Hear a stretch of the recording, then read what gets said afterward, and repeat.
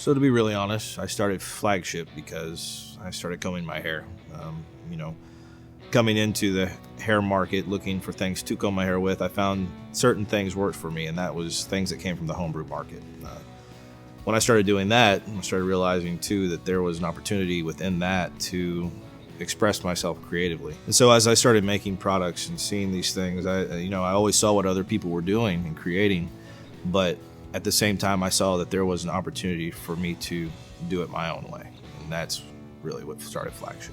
You know, there are a lot of brewers out there that are making their products, making these pomades and things like that, but I saw an opportunity for me to make products that were really what I wanted to achieve as a brand, and I did it my way.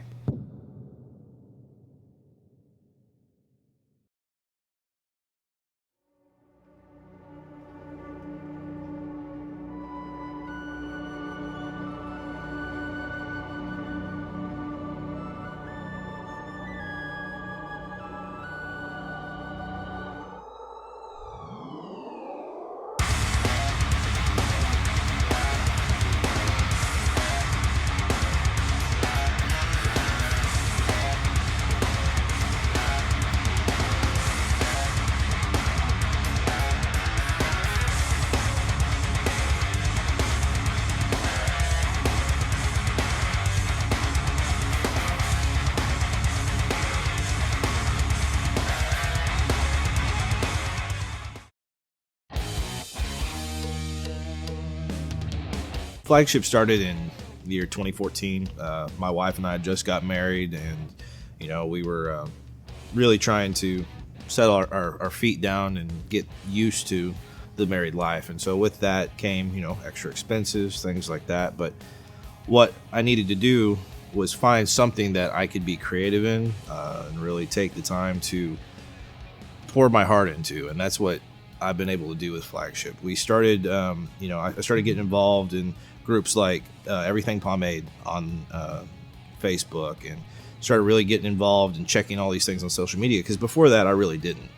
And so once I started doing that, I started seeing some of these brands that I really had started close to around the same time as I had, but they were really huge inspirations for me. A few of them being like Lockhart's, O'Dudes, especially O'Dudes, Sheer Revival, Pomp's Not Dead, all those.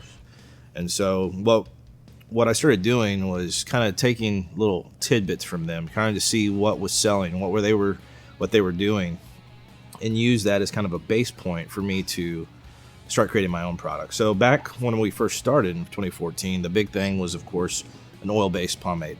Goon Grease was already king. Sheer Revival had come out with their products like The One Who Knocks. O'Dudes had their line, all fantastic products and all huge inspirations.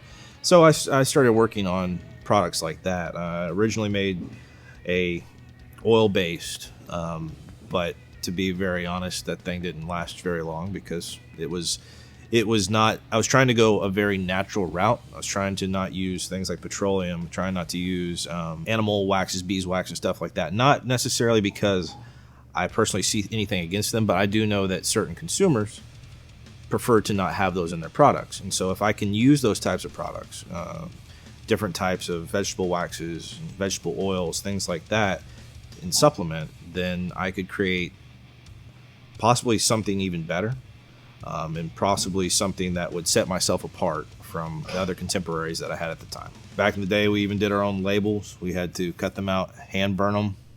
We had to stick them on with milk, because that's, when you're doing stuff at home, figuring out how to run a business, that's what you do. And so we came out with that. Then we came out with a light holding oil-based. It was just like a soy wax. And then that one we did actually kind of venture over into using petroleum, things like that, because I just wasn't getting the results I wanted. So then out on the market started coming these things called unorthodox water-based pomades. Something that was an entirely new concept, I guess, at least in the niche market that home brewing is. And so whenever we saw that was something coming, started doing more research, started figuring out what would be needed to do that. But at the same time, when we did that, we were looking at what were some alternatives in ingredients, to really make it stand alone and make it be its own strong product. And so we still offer this product, but the Insubmersible was our first really venture into the water-based, unorthodox water-based pomade realm. And it did well. It was, it had strong hold, things like that. But, it wasn't the epitome of what I wanted. It was something that was a happy accident, and it put us out there as having our own water base. But what came next was a tweaking and a refining to create one of our best-selling products now, which is Flagship. So Flagship, once again, has become one of our highest-selling products. It's been around for, honestly, I think we released it in 2015. And the thing that I love about Flagship is the fact that I have a product that stood out at the time, first off, as being strong, holding, really resilient in humidity and heat, which has made it a fantastic product for a lot of our Asian markets, South America, Australia, and that's what really set us apart, is we were able to provide something that some of the other brands were not. They were doing fantastic in their realm, but we wanted to give something that wasn't necessarily out there yet, and so Flagship provided that. And so even to this day, Flagship is one of my most enjoyable products to make. Originally, our entire purpose with our ingredients too was to keep our list small, and it was to provide very simple recipes. I guess simple would be the right word for it, that get straight to the point. Of course, Flagship is a water-based product, so primary ingredient in our Flagship is water. We use distilled water mainly to make sure that everything is nice and clean, sanitized. We make a point of sanitizing all of our stuff so that we don't have any of those possible issues that come along with using water in products. Then we use 2 different types of waxes. Next, we have Leela Wax, one of my favorite types, despite the cost. It's a very brittle, very hard wax, and what that does is it translates into the hair and giving you a slickness. It gives you also resilience throughout the day. It's one of those waxes that has a very high melt point, so it's something that does not fade or fall apart whenever you deal with the humidity and the heat, especially that we have down here in the South, Houston. So it's become that, along with using Castor Wax, which we call it hydrogenated castor oil because that's the process that it goes through. Once again, adds more hold, more strength, and really just locks in whatever style that you're going to put in. Once again, it has that high melt point, so you don't ever have to worry about it melting out of your hair. Then from there, we go to our oils. We use coconut oil, which, of course, coconut oil has so many different amazing properties for skin and hair. This is a pomade, of course, so it needs to have some slickness too. So for our pomade, using the coconut oil allows it to have that slickness, allows to moisturize the hair, allows to provide some conditioning so that whenever you wash out the product, it has a great feel to it. We also have grapeseed, which is another healthy hair oil in the sense that it's very lightweight. It provides this nourishment to the scalp and to the hair, and so that was also another kind of a no-brainer because it provides so many additional benefits when all put together with what else we used in there. Then we get to the things that make everything stick together, because that's the interesting thing with an unorthodox water-based is you're forcing water and oils to do something they don't naturally do.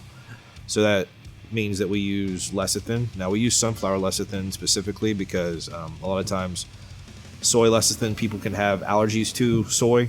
So using the sunflower had a lot less of that option, and nobody else was using it, to be very honest. So it seemed like the right type of choice with us trying to separate our brand.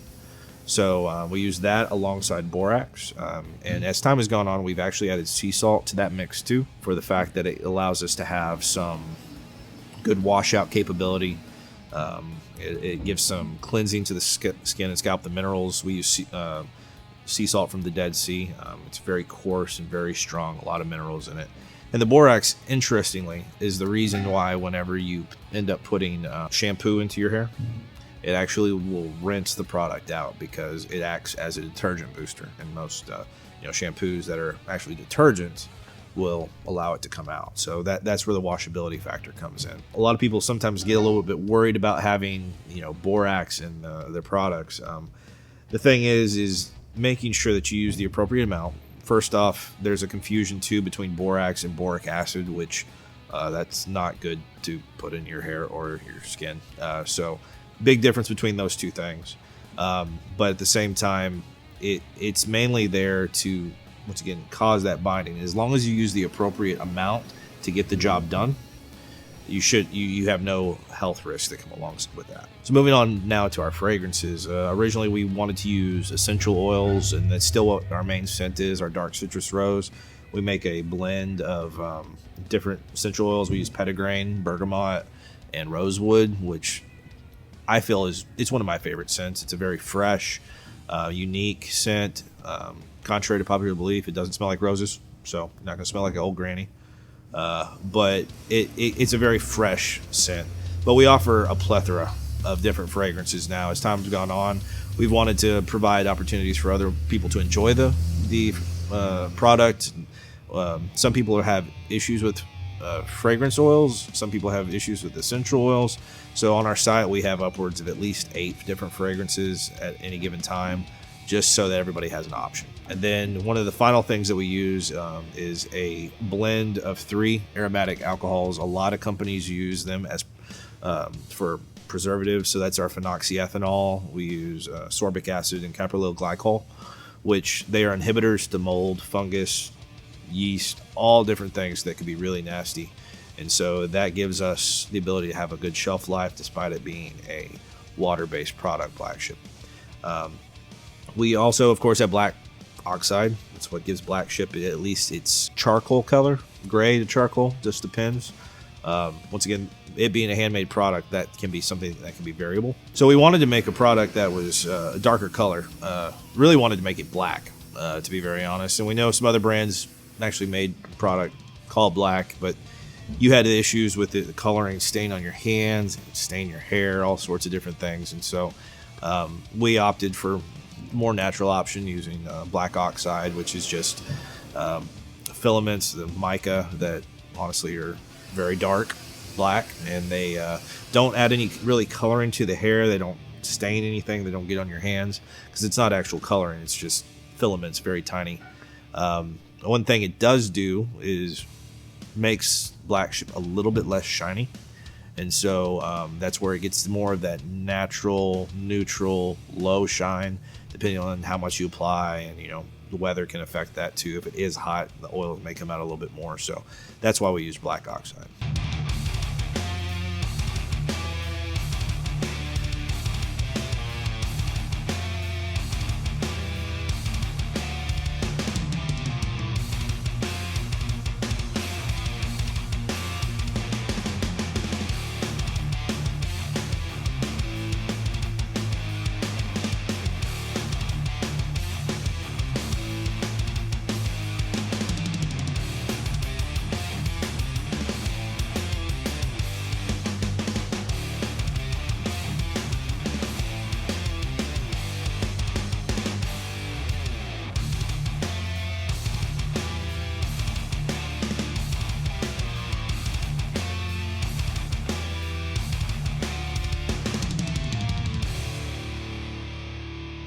So after looking at all those ingredients, those, when put together, have created this heavy holding that can be debatable nowadays, because back in the day, heavy was firm, to be honest.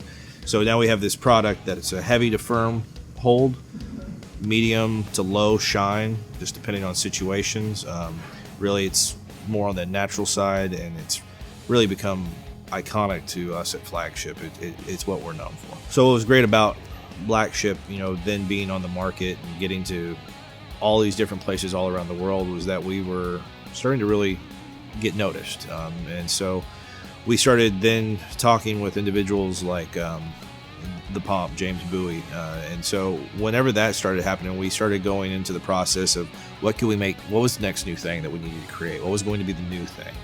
And so what we started talking about is taking the same concept of having an orthodox water base, but rather than it being a pomade so much, rather than having that slickness, can we provide texture? Can we provide something that's got the same benefits, styleability, easy to wash out with shampoo, things like that, but then incorporate a looser style, a little bit more texture that you could run your fingers through, things like that. So after we went back and forth, we started testing quite a bit using things like kaolin clay and bentonite, even going down the route of making an oil-based version. We were able to collaborate with the Pomp and make the Prelude. Prelude was probably one of the first, at least in the homebrew market, clays, water-based clays, in the sense that we were able to provide a more textured style using kaolin to really give some fine texture, bentonite for some more rough texture, and provide a very strong, unique product, at least that time in the homebrew market. So once we went from that, that was selling well, I was like, well, I need something for my own line. I need something that's going to have these same benefits, but be, once again, refined. So we had taken the idea of having Prelude, which was honestly making an unorthodox water-based pomade, adding some clay, give it those characteristics of a clay-like product, texturized, things like that. And so Dead Sea Clay was the next step for us in that process. And at that point, we had actually transitioned from Little Rock down to the Houston area, which is where I'm from. I grew up down here, and so it was good to finally get home, get our roots settled back down, and with that allowed me to have a new brewing space, at which point we were able to I was really able to take my stuff out of the kitchen, which my wife was very happy about, and have a designated brewing space. And so we settled in an area called Webster, Texas, down south going towards Galveston. What we were able to do is then really start to focus on multiple recipes. We, at the same time, we released the Steel Horse line. We had Steel Horse oil-based, in the midst of all this, Steel Horse water-based, which both products that we still carry. They were a little bit of a deviation from what we had been kind of working towards, but then Dead Sea Clay seemed like the next thing that we really needed to focus on. And so we took that same concept that we had with Prelude of an unorthodox water-based pomade, different clays added. We wanted to really refine the process, make a higher quality product, final result, and also really make sure that there was a clear delineation between the two products. And so what that meant is we needed to look for different clays, look for different mediums within the water base. So in this case, we went a different direction than we had originally with Prelude. And so that really gets us down to what are the ingredients. And so with that, once again, it's a water-based product. Water, primary ingredient, distilled water. It's what we use. Once again, helps keep the product free of any foreign minerals, things like that. Moving into our clays, because clay is really what gives it the majority of its hold. We, of course, continue to use kaolin. But what we decided is instead of using bentonite, which bentonite is a coarser clay, it's a little bit larger micron size. So, you get rougher texture, can honestly be a little bit tough on the hair at times, in the sense that it can add tug and pull. We decided to go with a smaller clay as well, which is sea clay. And that one brought a wonderful set of ingredients to it as well, which was the minerals and everything. This comes from the Dead Sea. And so, of course, just like the sea salt that we use, it provides a lot of added benefits to the scalp and the hair itself. We continue the same idea of wanting a resilient product, though. So what we needed was, once again, that wax backing. So we use Leela Wax in that, which is, again, very brittle, high melting point, provides a nice solid hold that doesn't lose anything in the midst of the heat and humidity that, once again, Houston is known for. We did, once again, change the medium, though. We had just used oils and coconut and stuff like that for Prelude. And so this one we decided to use shea butter. And shea butter we use in quite a few different products now, but that has so many benefits for the hair, for the skin. It's moisturizing. It also is very smooth, especially if it's blended at the right proportions to your recipe. And so it adds a really nice scoop to the product. We also started using a type of jelly called Castor Jelly. Since then, we've kind of moved towards using Peg 40 because it adds even better scoopability without sacrificing any hold. But that helps not only with the scoopability and ease of use and application, but it also allows it to rinse out with water. Past that, we still use the sunflower lecithin, which is a necessary part of the product, and that it helps emulsify. We bring borax and sea salt together in the recipe as well for the fact it's necessary to cause the emulsion, but it's pretty much to allow it to rinse out easier with shampoo, as well as provide the minerals and things like that that the sea salt offers. We once again went with fragrances originally that we felt were going to stay in true form to what Flagship was, which is trying to be natural as possible. And so we made essential oil blends. We thought that, with both the sea clay and the Dead Sea salt that's in the product coming from that area of the world, that we could look at really creating this fragrance that has similar notes that you would think of from that area. Because, it's Middle East, it's almost biblical in where it's from. And so we decided we didn't want to do the frankincense myrrh type thing, but we did a frankincense heavy scent, used some lavender, some cypress, balsam fir, things like that to create a scent that is very pleasant, but at the same time pays homage to where some of those ingredients were coming from. And so once again, just like Flagship, we have multiple fragrance options on the site. Some people are good with essential oils. Some people are good with fragrance oils. You have options. And finally, the last thing that we put in with our fragrance is, once again, our preservative, which is phenoxyethanol, sorbic acid, and caprylyl glycol, which help make sure that it has stability and shelf life whenever you purchase it. At that time, after Prelude as well, there were a lot of other companies that were starting to make these clay products. There were ones that were oil-based or ones that were water-based. And so we had these products that were not mimicking, they were creating their own version of these clay products, and in that creates that next necessary process of what's going to make us stand out. And so we went through looking for different ingredients. We looked through different types of holds, different things like that. We looked at themes. We were trying to be a little bit more thematic with the way that we were creating this product.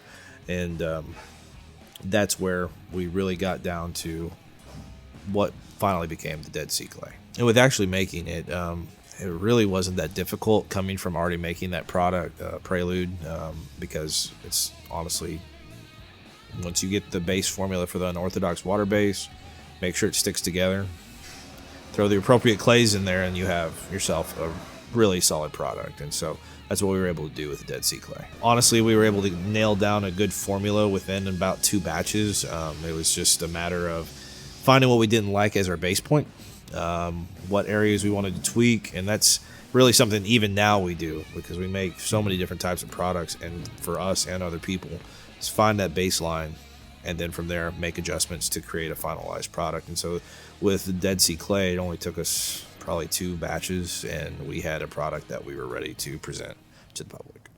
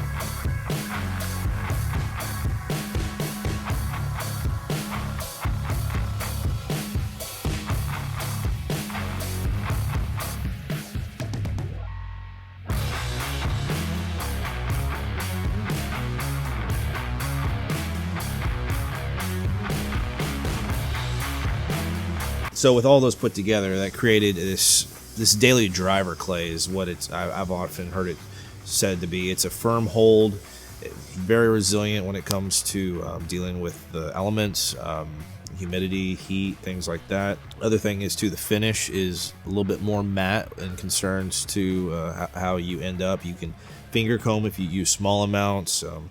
You can still get slick styling as well though, but in that it's more natural, and so that's really what Dead Sea Clay provides. It's an all-around very solid product for just about any type of hairstyle. That being said, it was extremely successful, and it still is. It's probably our third most successful product of all time. With the evolution of the company and having to take on new ingredients and new recipes and things like that, working with different companies, working with different collaborations, all of that, it's really brought us to a place now that I never thought Flagship would go. You know, we've made so many different products. We've gotten to work with so many different people. We've transitioned from what I thought was going to be Flagship to what it is today. At a certain point, we really wanted to start growing our repertoire. We had these products that were, you know, these borax, sunflower, lecithin products. They were good, but those have their limitations at a certain point. And so what we really wanted to do is we really wanted to start creating products that were going to be of a higher caliber, higher quality, higher consistency, which lends itself to, of course, larger markets, things like that. And so we originally were planning to take what we were doing and create some new products that were going to go through a lab. That's where Streamline, our Streamline line of products, really came into full focus. We created a recipe that worked great for us. We sent it to a lab, and that was originally created with our traditional oil base. Happy accident with that, though, was that oil base actually rinsed out with water. We were looking at possibly doing a gel, doing something like that, but we made an oil base that really, you rinse it with water, comes completely out, and it works as a great medium oil base. It does not sell as much as we really would like, but at the same time, I think it's a very unique product, and it was very integral in us figuring out that even though we were able to make that one product with a lab, we weren't able to do that going forward.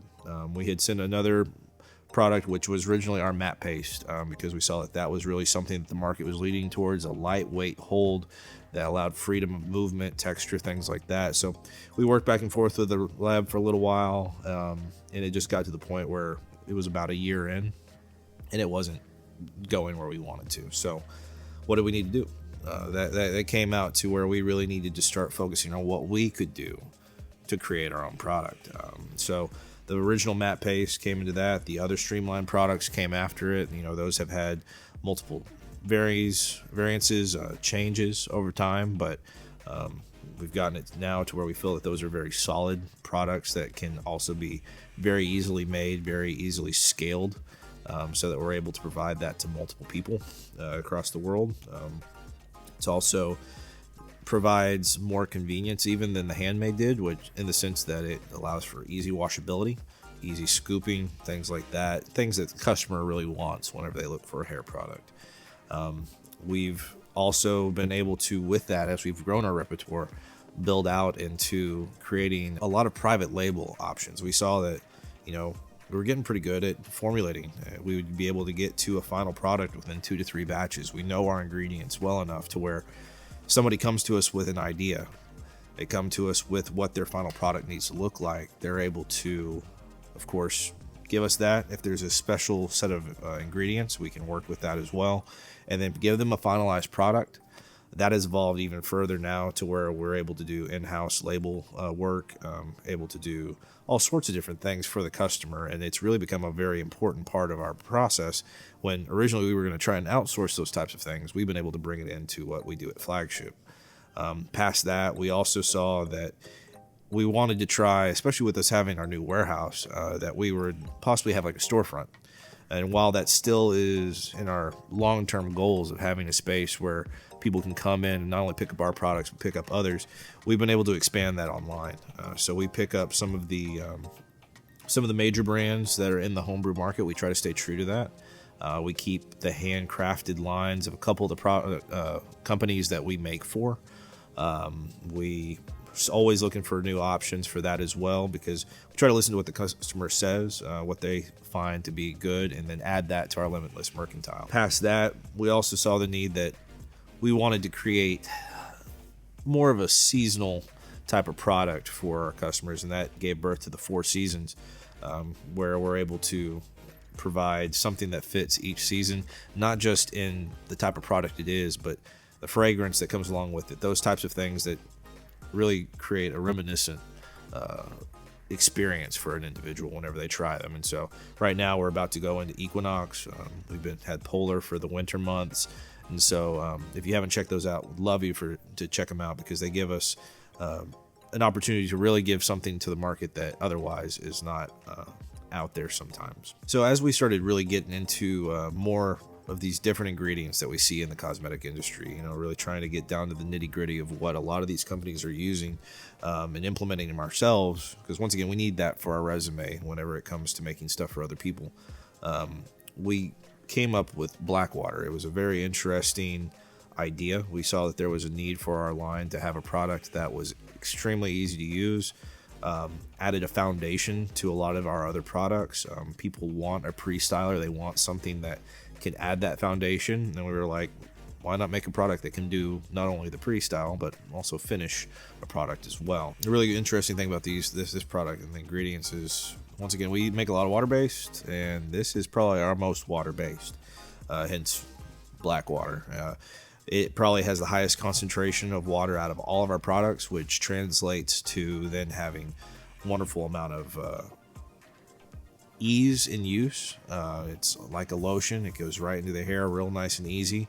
But that creates issues in the sense that it can be harder to cause everything to stick together. We then wanted to make sure that our product had hold. And so we didn't want it to be something that says it pre-styles, holds, and it didn't.